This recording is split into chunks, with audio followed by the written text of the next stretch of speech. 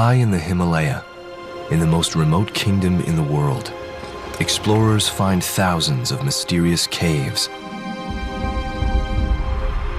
Their dark portals beckon with the promise of a glimpse into a lost world. Now a team of climbers and scholars set out to reach them for the first time. Inside, they find small cities carved in stone, and there discover unimaginable treasures. This is an absolutely extraordinary collection. It's a complete mess. But the discoveries revive an age-old struggle between two faiths and stir fears that looters may have reached the treasures first. It's literally money laying around, which is the awful thing. They came to study these caves, but now they're in a race to save them before more looters come.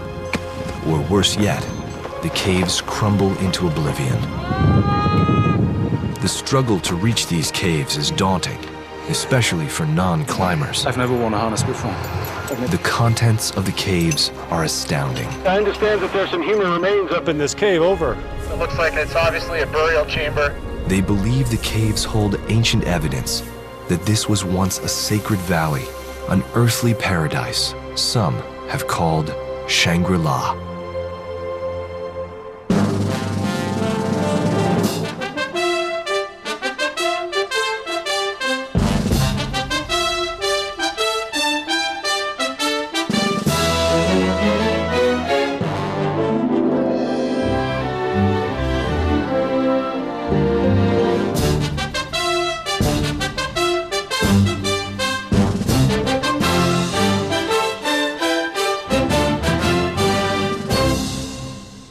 This program was made possible by the Virginia Wellington Cabot Foundation and by contributions to your local PBS station from viewers like you. Thank you.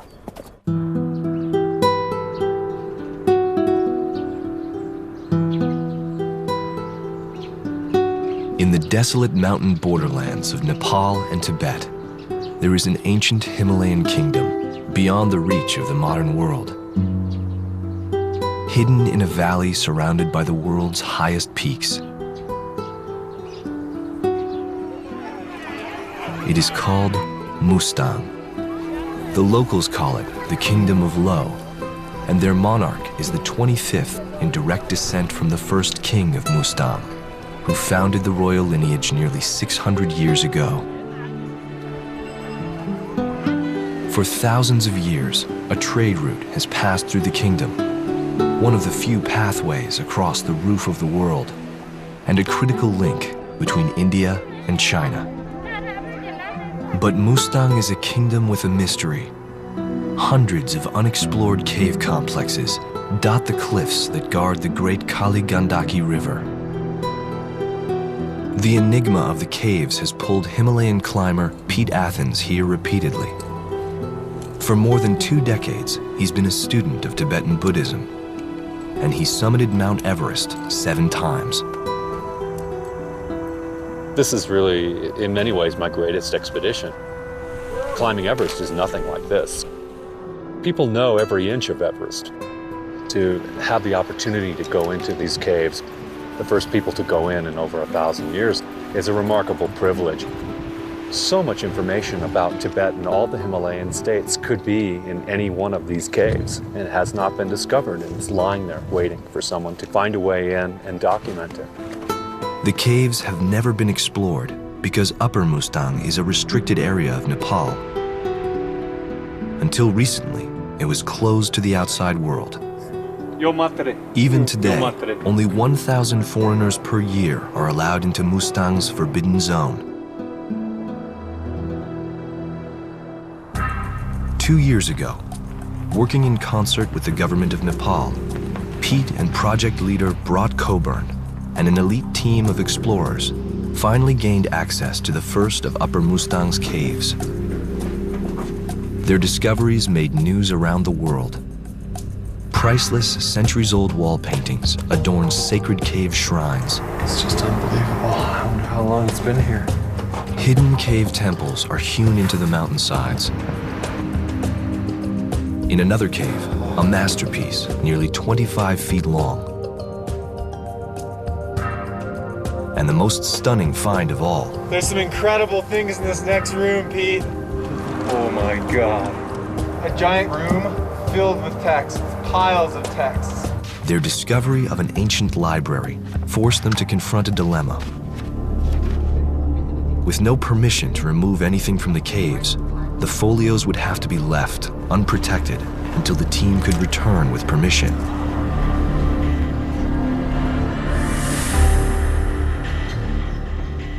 Now, 1 year later, Pete and Brat have returned to Mustang to rescue the texts. We have a total of about 48 horses, 12 porters, 10 people to help us with cooking and organization, tent setup, some archaeologists, some climbers, some filmmakers, and some friends of all of the above. So it's quite a large group.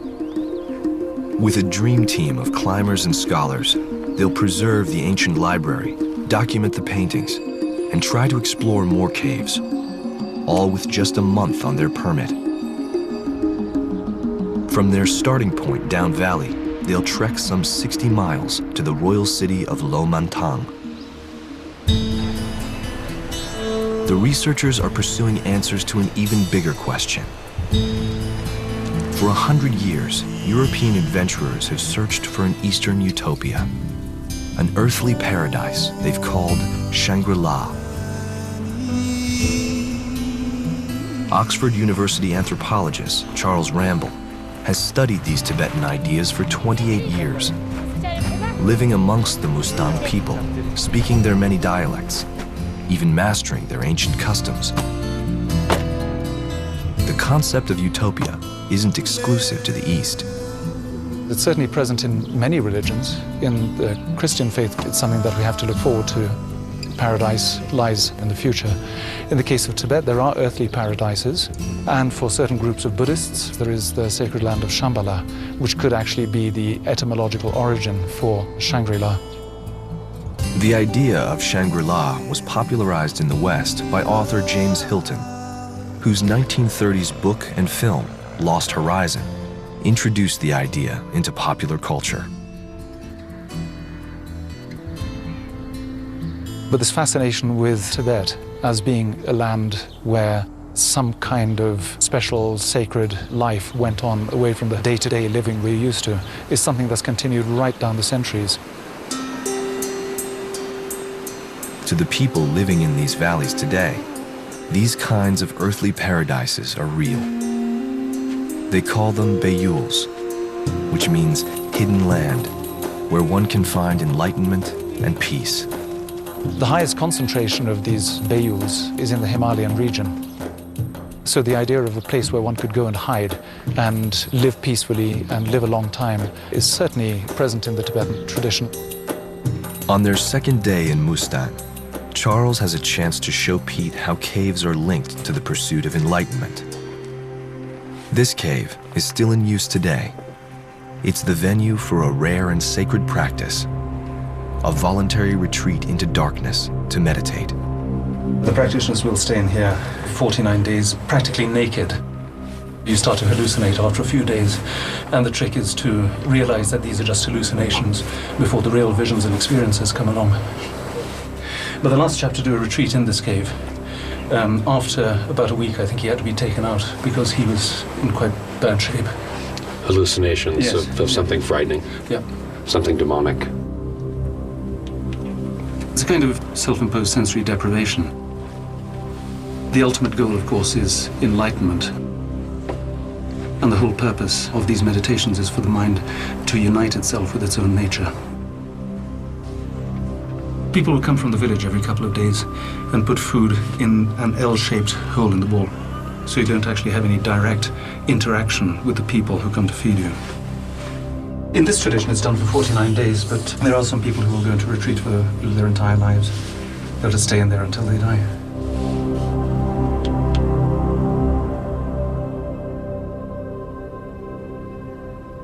Okay, so you see Chris with his arms raised, correct? That's correct, and he looks to be in the best position. 2 days further up the valley is a cave where they'll test their gear. If you see anyone, let them know that there might be some pretty big rocks coming down. Thanks, Charles. Chris Erickson is an alpine climber and photographer.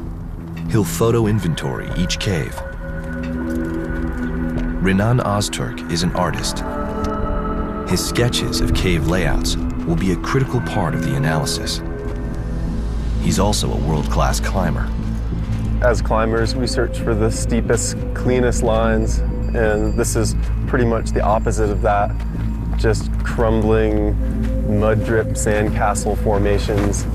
You can barely breathe as the dust blows up the wall and surrounds you. Just horrible choss climbing. Choss is a climber's term reflecting a disdain for the quality of the material that one happens to be climbing. There's plenty of chaff, and this University of Arizona archaeologist Mark Aldendorfer, a National Geographic grantee, and Nepali archaeologist Sukra Sagar Shrestha hope to determine how old the caves are. It's going to allow us to actually date the application of that mud and chaff. This is really a good thing to find. Their first cave dry run a success, they're ready to move on to Lomantang, where they seek permission from the king to rescue the ancient library. We don't get to meet kings every day, and this Raja's lineage has been on the throne ruling since the 14th century, and there's been an unbroken lineage ever since. So this is not an everyday occurrence. I was asking His Majesty about the best way of preserving the materials that are in the caves, and whether it's best, in his opinion, that they should be left there or should they be removed. And what he suggested is that this is something that should be left entirely up to the people of the kingdom to decide. They also need permission from the people's Buddhist spiritual leader, the Khenpo. अर्कै meeting थियो हैन लामाहरु मैले त्यो मिटिङमा पनि कुरा राखेको थियो हाम्रो ब्रोडजीहरुको ग्रुप ठुलो छ हैन एकदम इम्पोर्टेन्टहरु त्यही कारणले अब हाम्रो 3 जना लामा त्यहाँ तपाईहरु सँगै त्यो मद्दतको लागि पठाउने उद्देश्य राखेको छु. Lamas are spiritual teachers, and the Khenpo thinks the team will need their protection because the place they're going to is dangerous. The cave where they found the texts is called Marjong, and it has long been associated with a religion called Bun, the indigenous faith of Tibet. Bun was the dominant religion of the region for thousands of years, until Buddhism wiped out nearly all evidence of it. Marjong was the site of a legendary battle between faiths, and the locals believe the site is haunted. There are some divinities who are potentially harmful, but as long as we approach these places with a good attitude, not to steal things, not to damage the place, and as long as the appropriate ceremonies are performed, there will be no harm in removing the manuscript from the cave. To appease the divinities, the lamas perform a puja, a ceremonial offering. For the team, this site will be home for several days until all the folios can be safely removed from the eroding cave.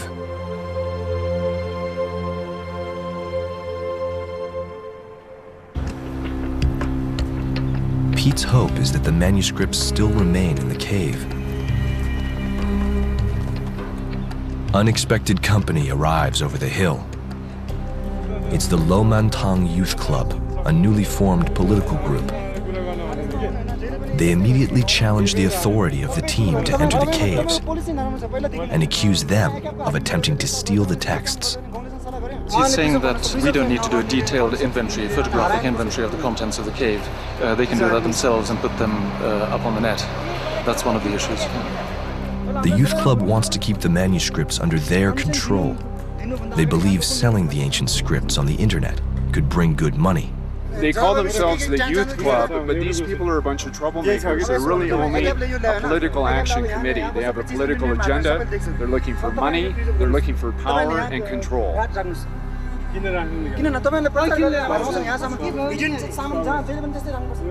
The youth club questions the presence of the Bunpo Lamas, whom Charles Ramble invited to help decipher the texts which Charles believes are Bun. They are Bun scholars, But the locals are Buddhist, and they don't want Bunpo lamas on their turf.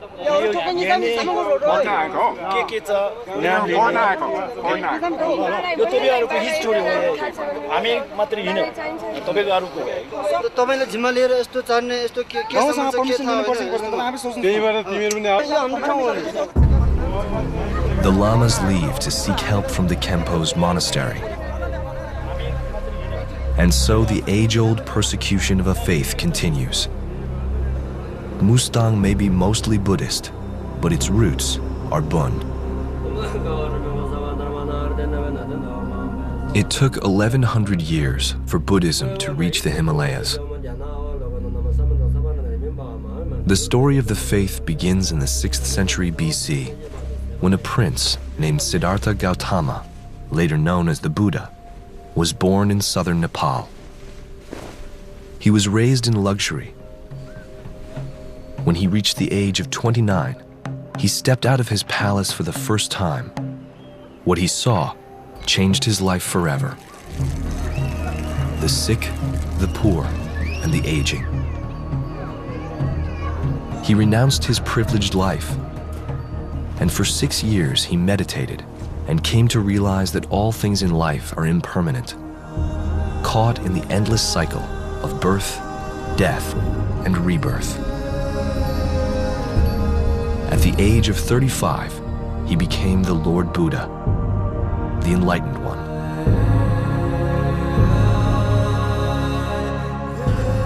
The Buddha was not the first to teach the path to enlightenment.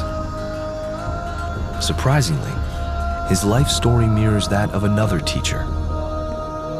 According to those who follow the Bun faith, the Bunpo, thousands of years before the Buddha, a prince named Tonpa Shenrab became disillusioned by the wealth around him and renounced his privileged life. He launched the Bun faith, whose influence reached from Central Asia to China. The Bunpo often say the historical Buddha was simply a reincarnation of the even earlier Tonpa Shenrab.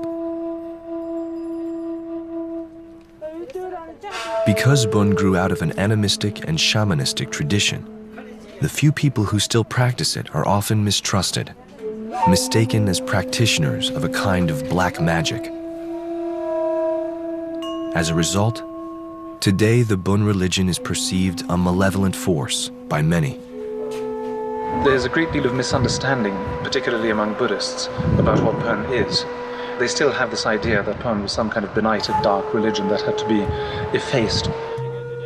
It was the mythical actions of one great figure that brought about the triumph of Buddhism over Bun. 1300 years ago, when Bun was the dominant faith of Mustang, a great teacher, Guru Rinpoche, traveled through the region preaching the sermons of Buddhism.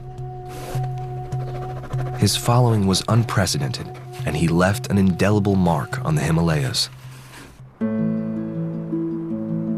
It was here in Mustang where he established the first Tibetan Buddhist monastery. Mustang was the site of his historic slaying of a demoness who represented the Bun forces resisting Buddhism. Guru Rinpoche catches the demoness and disembowels her, tears her to pieces.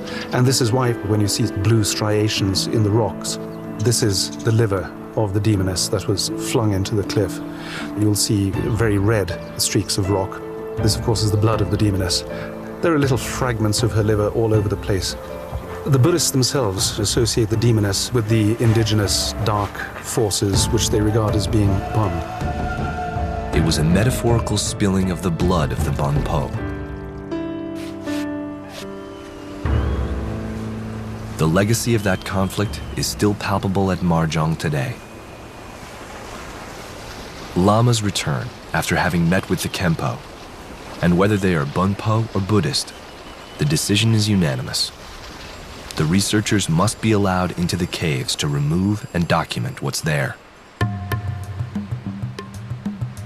Now, it's a matter of convincing the youth club to back down. The monastic tradition of debate ensues.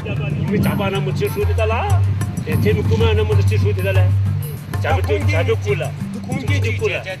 youth club agrees to allow the team to go up, but just to have a look. I've never worn a harness before. I've never climbed before. Right leg, left leg? Left leg through there. Grab the red slings or the green slings. Any of those are fixed. Those rocks are fairly secure, are they? They're pretty secure, actually. Charles has a deep-rooted fear of heights. He has the athletic ability, but irrational fear can render a person unstable on his feet. I just love these narrow ledges.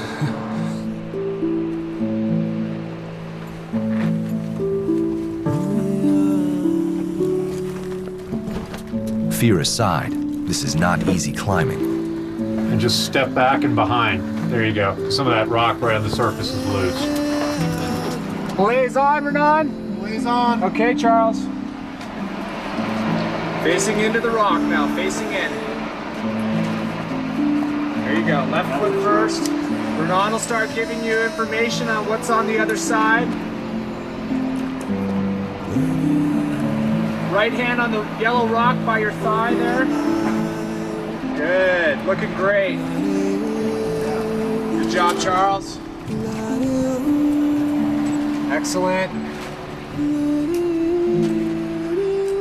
Thousands of sacred folios, hand-inked centuries ago by monks.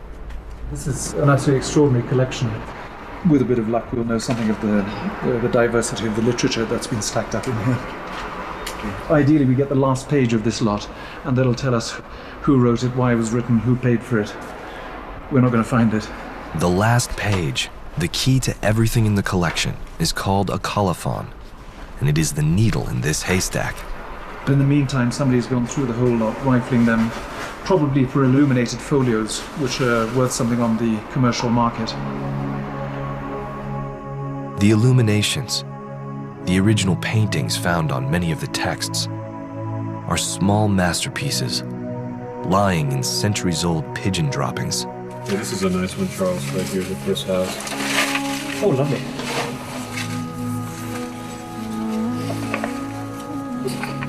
This is Dompa Shenrab Shuk. So here sits Dompa Shenrab. So this is the main enlightenment, the founder of the Burman religion. It's beautiful, isn't it? It is, it's lovely. This is the end of the 6th volume. That's the hardest. Yeah. Pages 55 and 56. So this is the kind of thing I'm really after. Because this is either the colophon of the text or it's some kind of document. They've found the colophon. This is the key to, with a bit of luck, it might give the date. It should give the place, and it should name the patron. And I just pray that the name of the patron is not on the missing part of the text.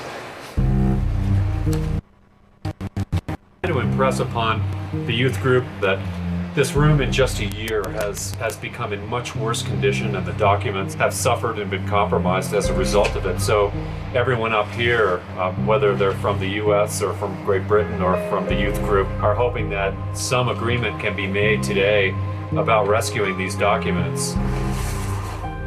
After 2 hours of scanning through texts, Charles concludes that this isn't a random collection. The folios tell a bigger story about the expunging of Bun from Mustang's history. It's quite likely that this is a royal collection, and the king decided to remove all the Bonpo texts from his palace and put them in here. Removing all evidence of the old Bun faith was one way a king of the past would have handled his kingdom's conversion to the new Buddhist religion. Charles is saying there's really no point in us doing anything more unless we can evacuate the document. Okay, that sounds good.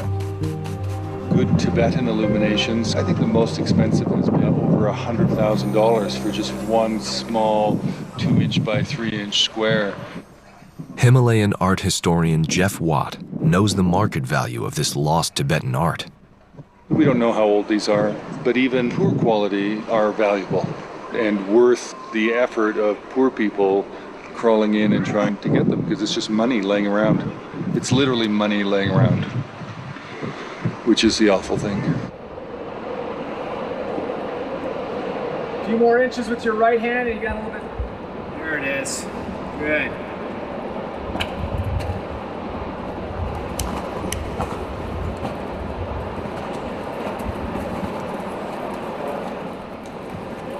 Nice.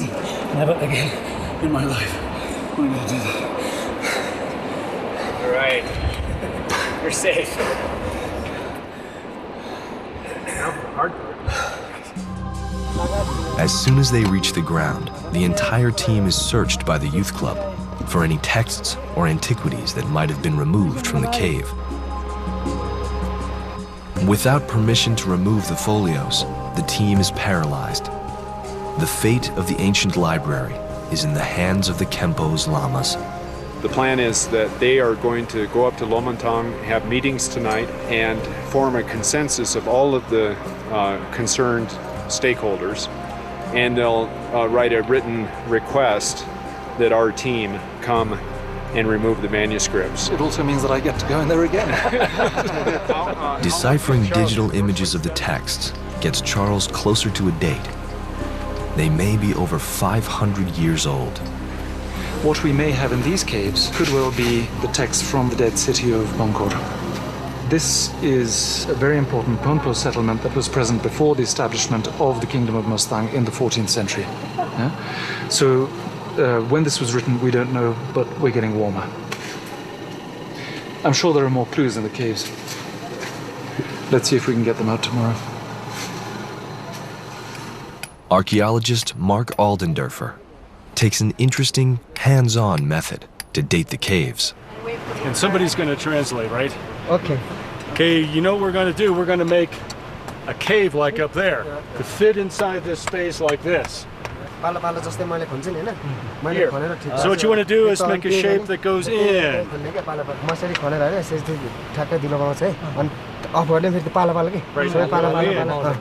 Okay. Get a sense of how hard this is. I mean, this is not trivial exercise here to begin this process. So you really need good quality tools, either bronze or iron. Early on, they would have probably been using bronze tools, maybe horn tools, or maybe even stone tools, stone axes. It takes 8 men and 1 child about 2 hours to excavate a mini cave. They use whatever metal tools are available. It's a tedious process, so you can imagine building a cave complex of 60, 80, 100 rooms. A lot of work. While awaiting the Khenpo's decision on the manuscripts, the team sets their sights next on a cave Pete and Renan explored 16 months earlier. They forged a route through snow to a cave near the village of Samar. Now it's August, and the irrigated fields of Mustang are lush. They're revisiting the cave because the floor plan is so unique, they want Mark to have a look. The only route is straight up and requires technical rock climbing skills. Renan manages to get inside and rigs a rope for the others to climb up. Pete sets up a system for Mark to climb in. Go ahead and push up the blue one. Working on it? Yeah. Yeah, try and stand up in the head. Yeah, there you go. Okay. You can sit back a little bit. Okay.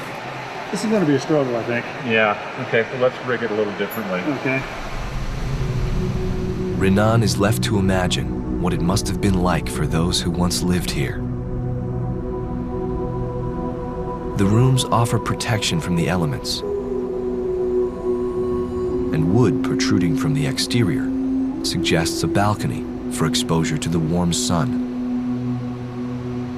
Chris photographs each room, while Renan draws the layout of the entire complex. Pete has rigged a hauling system to pull Mark up the cliff. Mark uses leg loops, much like a stairway, while Pete acts as a counterweight. It all works like a pulley, lifting Mark upwards until he reaches the cave opening and gets stuck. Okay. He's trapped the rope system underneath him, so there's no slack to let him inside. There's only one solution in this situation: a climber's last resort. Okay, you guys got him? Pete cuts him free. Nothing like a belay knife. Okay, it's worth it. Like most of Mustang's cave complexes, the approach is a struggle. But once inside, the rooms are level and plans are much like a house. Many floors have long corridors, either perpendicular or parallel to the cliff. Vertical shafts connect one level to the next. Cave colonies can range from 2 levels to 10. Some levels containing as many as 15 rooms. Soot on walls indicates cave kitchens, and storage rooms hold large granaries. Most of the complexes have a single monastic room at the uppermost level, a later addition by religious practitioners. These high temple rooms sit atop cave complexes that can have 60 to 80 rooms, a high-rise hewn into a Himalayan cliff. You can see the tool marks that are cut into the walls right here. In our little experiment that we conducted at Morzon, it took us 2 hours to carve out 1.75 cubic meters of earth. That was in relatively soft rock. This is hard stone. Just think about the amount of time that it would take to carve something in this rock. It's really pretty tough stuff. One of the perplexing questions about these caves is when and who did the work? You can't date the rock. All you can do is date things like the soot. On the brick wall here, you can see how thick the soot is right here, so we'll take a sample of that. And then we'll probably try to work a sample, oh, there's a perfect one right there, that's part of the cave roof itself. So, and if you look carefully at the edge, there's cave wall, and then there's the soot layer that's accumulated over the years, and so our goal will be to sample as close as we can to that interface right there. Chris sifts for more clues through drifts of dried bird droppings. This looks like a ancient prayer packet here. Prayers were written on the inside and then worn around the neck. It's in really good shape. Fantastic, huh?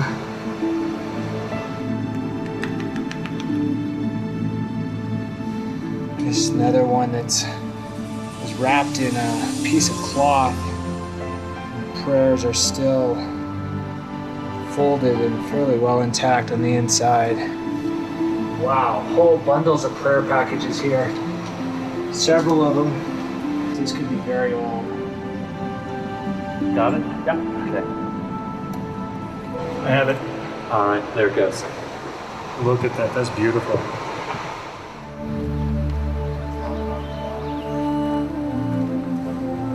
It's been a long day, and they still have a 3-hour trek back to rendezvous with the rest of the team.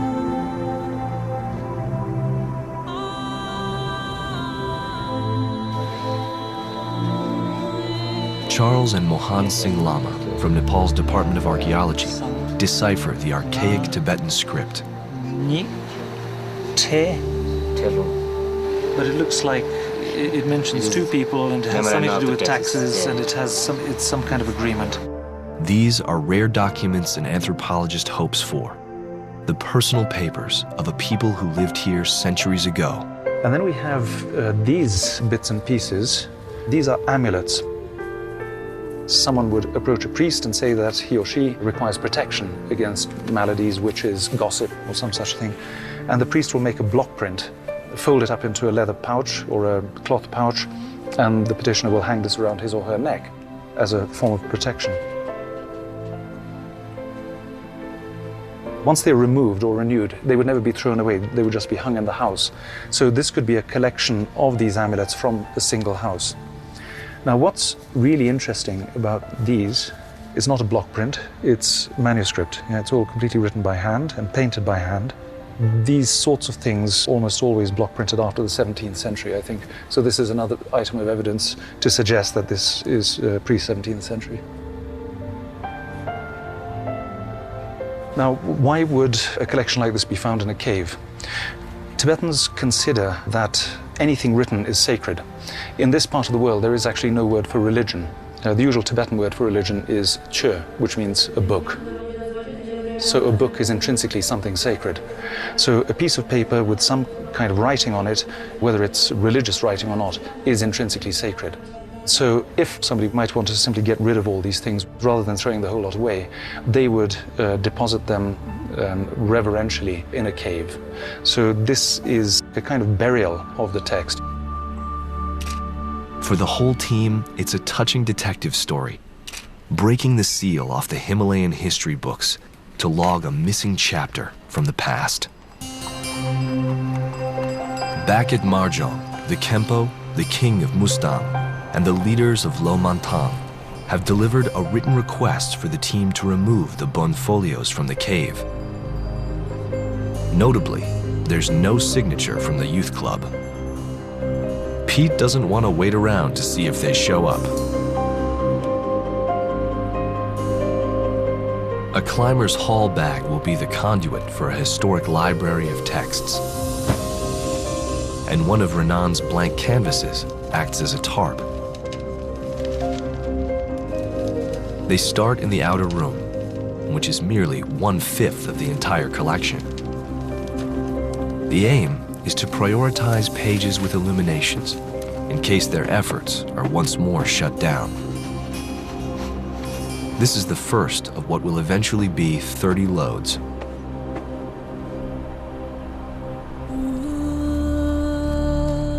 The Bonpo Lamas have long waited for this moment.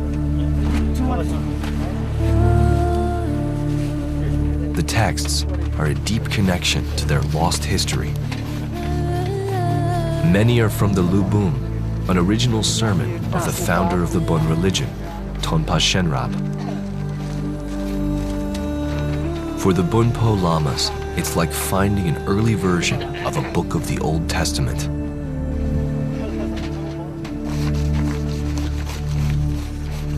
We won't need to walk the rest of the trip, we can fly. We've got enough feathers on us.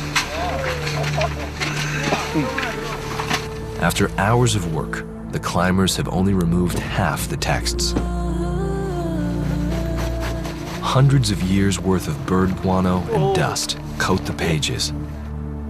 But the folios are made of daphne, a plant that produces paper as strong as linen. This allows the lamas a more rigorous approach to cleaning the texts.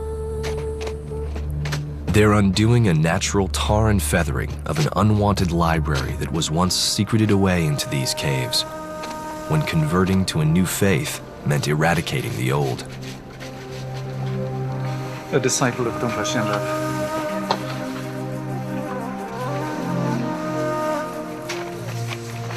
We're all certainly going to get bird flu after this, that's for sure. Charles and the Bonpo Lamas have isolated 38 books in all. Many are incomplete. Important pages with illuminations are missing. In this case, somebody has come and cut out the illuminations and left the rest of the text. If they'd known what they were doing, they'd have realized that the text with the illuminations would have been more valuable. In all, 10,000 pages are rescued and collated. Each side painstakingly photographed for what will be one of the largest digital libraries of Bon texts. This is very valuable material. It's a precious find. What we've done is to bundle them up neatly, label them, and from here on they'll be taken away for safekeeping. All parties have agreed the texts will be carried up to and stored at the Khenpo's monastery in Lomantang. Charles has dated the library to the mid-15th century, a time by which Buddhism had triumphed over the Bon faith here. But the caves themselves have an even older history, perhaps linked to the earliest people who carved them. Our first hint about who they were came in the 1990s, when a team of German and Nepali scientists climbed into caves in Lower Mustang and found naturally mummified bodies. They were dated to around 400 BC.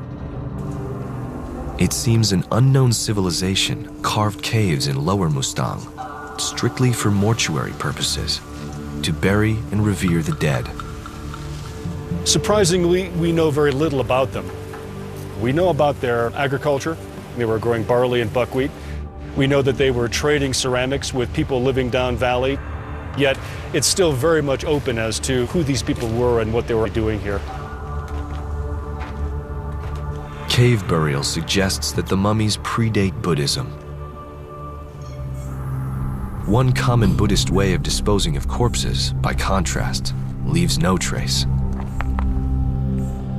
This is the rock on which dead bodies are dismembered and fed to the vultures. You can see all the cutting implements over here. This is what's generally known as sky burial. There were a few vultures circling overhead and watching us with some interest and some hope. So the body would be brought up here. And just next to the big rock where the cutting takes place, you'll see another rock with a rope attached to it and a noose on the end. And this is for securing the body. The rope is tied around the neck because the vultures are very strong. They're as strong as a man. They're likely to drag off large lumps of dead body, if not the whole body. And then you have the unpleasant spectacle of bits of dead body lying around the place. The principle is that you don't leave anything behind. Everything has to be chopped up very finely. The bones are ground very small. The brains are mixed into a kind of cake, and that's what the vultures get last. They insist on everything disappearing except the hair and whatever jewelry the individual happened to be wearing. So you can see a few bracelets over here, which are the rather touching remains from the last funeral. Things that are used for body cutting are usually left in the cemetery. They're considered polluting, they're considered to be associated with death. And if you take them home, you never really know what's going to be following you home. Following a tip from a local, the climbers target a cave that may hold human remains. It's situated at 14,000 feet, completely unexplored, and poses the kind of technical challenge the climbers look forward to. I think that most climbers come to these powerful places in the Himalaya because we find a solace in the kind of hostile landscape that we climb in. We find a rejuvenating power. But we also find ourselves in these landscapes where the weather, the rock condition, our particular objectives in it put us at hazard. And there's an emotional sacrifice, an emotional liability in being in places like this. Hey, Renan, I'm climbing. Right here.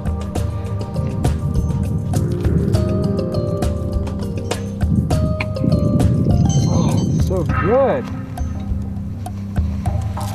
I'm convinced that some of the earliest climbers were cave people.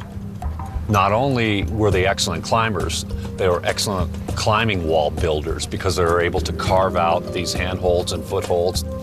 They obviously had very little fear of heights. Historically, the people of Mustang would have suffered frequent invasions. Warring empires tried to control their strategic trade route. For villagers, caves like these could have been a refuge. They could clamber up into these places and throw these great sheets of stone over these shafts. They were perfect forts from which to defend themselves from any invading marauders. The climbers then come upon an astounding find. We have definite human remains. We have an intact skull, but without a jawbone. We have a completely intact vertebra and pelvis. Okay, Pete, this is what I'd like you to do. I'd like you to pull some teeth from the skull, and the teeth I would like in particular would be any of the molar teeth down to the premolars. That's easy. We only have one molar. It doesn't seem like a sky burial context. Would that agree with you as well, Pete? Over. Yeah, we all agree with that. Were this a sky burial, the remains would be much more vivisected, much better chopped up. Here comes the rope.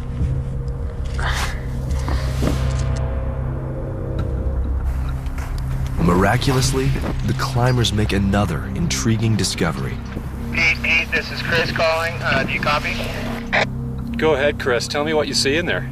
Well, I just followed Renan into the central room. It looks like it's obviously a burial chamber.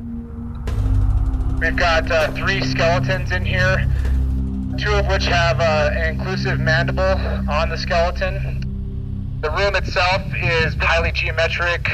Looks like a altar in the corner. Very beautiful architecture. No real illustrations on the walls. I never thought in my wildest dreams I would ever be rappelling into ancient caves and discovering mummified bodies. This is a career dream.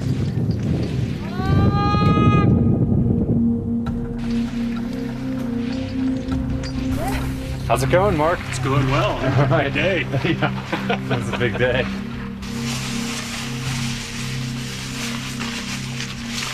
Well, but this was our human skull. Our human skull. Very nice. The mandible wasn't to be seen, but that was... Makes me think that it's been heavily disturbed by people coming up in there at some point in the past and moving things around. Clearly an adult. All the sutures are very well fused. Hopefully, if we can get some DNA out of the tooth that came down. It's got a big hole in it. Woof, that's one nasty cavity. This will provide us with some good information about what one occupation of that cave system is likely to be.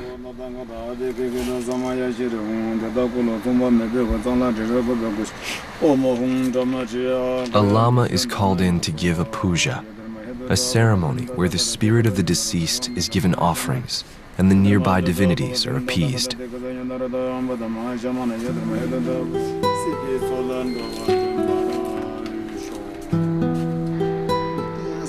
The locals are intrigued by the find. They're inspired to learn more. In the morning, the detailed documenting begins. All data will be included in a comprehensive inventory of everything they've found. The local people will keep the skull and artifacts. They want to build a museum so people can learn more about their distant past. Let's do the other side. Now we have a broader sample. We're looking at pre-700 AD for starters, and then how much earlier than that becomes a really interesting research question. This is precisely the kind of caves we've been looking for in some ways. Now we've got caves with human skeletal remains that compare very favorably to the caves we see down in southern Mustang that the Nepali German team located back in the 1990s. We know from the Nepali German work that there was one group who lived here 3,000 years ago. But analysis of DNA from the team's skeletal remains now confirms that there was a more recent culture, 600 years ago, that used the caves for their dead. Remarkably, DNA evidence indicates that the two groups appear unrelated. This suggests Mustang has been home to a mosaic of distinct cultures. Why would anyone come here? Even thousands of years ago, it was an unforgiving place. The Kali Gandaki River that flows past the caves provides our answer. For millennia, caravans and cultures have followed the river corridor. Carbon dating from samples of grains from the caves indicate that people have lived here for 3,000 years. Some carved the caves to hold their dead. Others used them for defense. At least one more converted them into sacred shrines.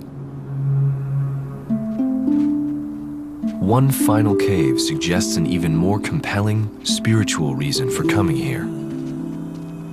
The great teacher who brought Buddhism here, Guru Rinpoche, also did something else. He located and then concealed 108 refuges he named Bayuls. One cave has the qualities of such a sanctuary. They found it last year after a shepherd told them about sheltering from a storm there when he was a boy. The cave is a last remnant of an abandoned temple complex, precariously situated at the top of a ridge at 14,000 feet. word is out about its allure. In a single year, over 100 people have undertaken the arduous journey. Inside are masterpieces, fragile paintings in a distinct Indian style, evocative of the earliest days of Buddhism. The Khenpo was explaining that these belong to a set that are known as the 84 Mahasiddhas, the great saints and wonder workers of the Tantric Buddhist tradition.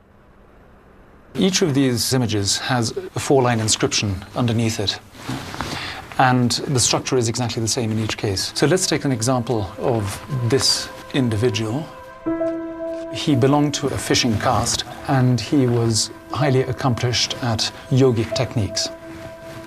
He went begging in the streets, naked, and homage to that Lama who was called Chandali. The 84 Mahasiddhas were great teachers, but they were also real people who lived virtuous lives. They came from all parts of the social stratum: blacksmiths, musicians, housewives, and street sweepers, all passing on the Dharma, the word of the Buddha, to those who would listen.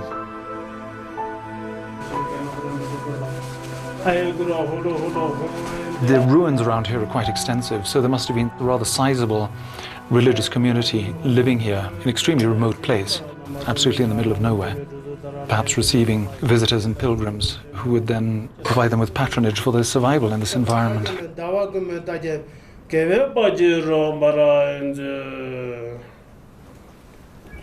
The Mahasiddhas' teachings still resonate today.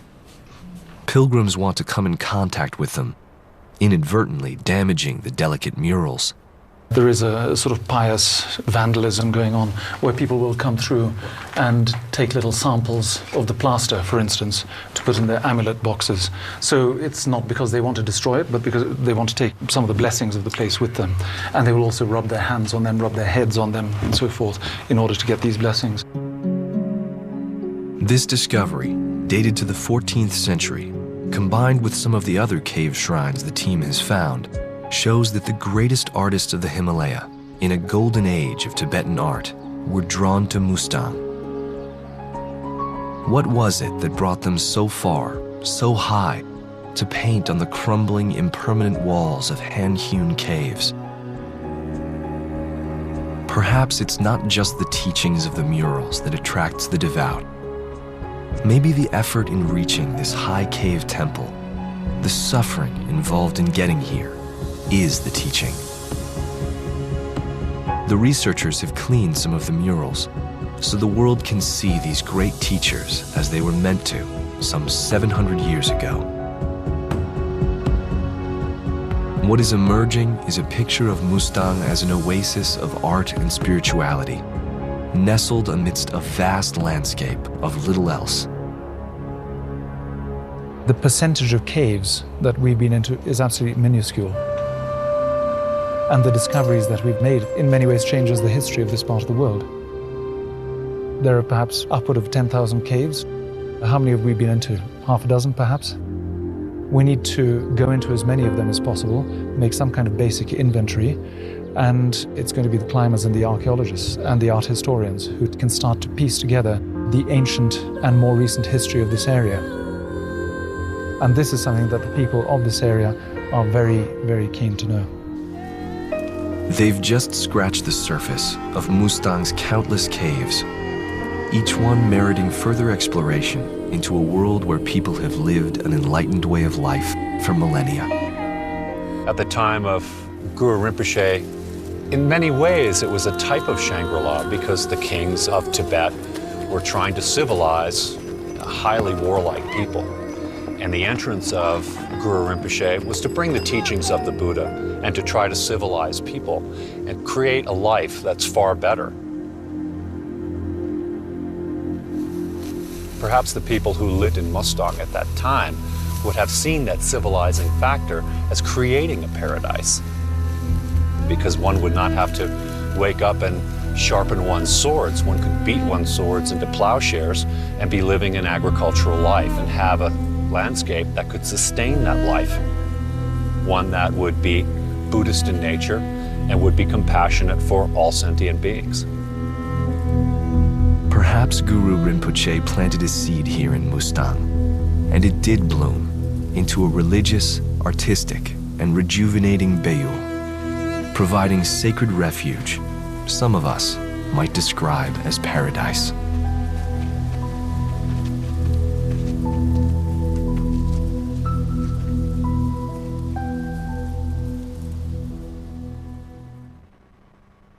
Secrets of Shangri-La, Quest for Sacred Caves is available on DVD.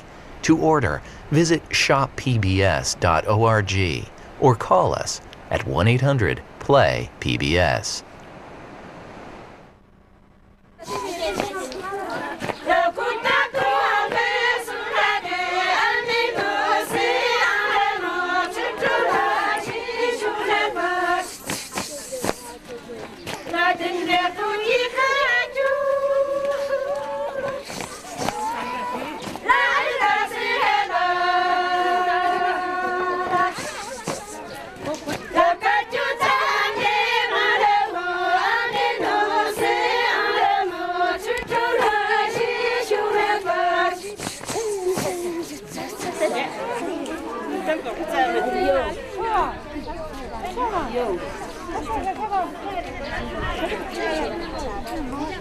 This program was made possible by the Virginia Wellington Cabot Foundation and by contributions to your local PBS station from viewers like you. Thank you.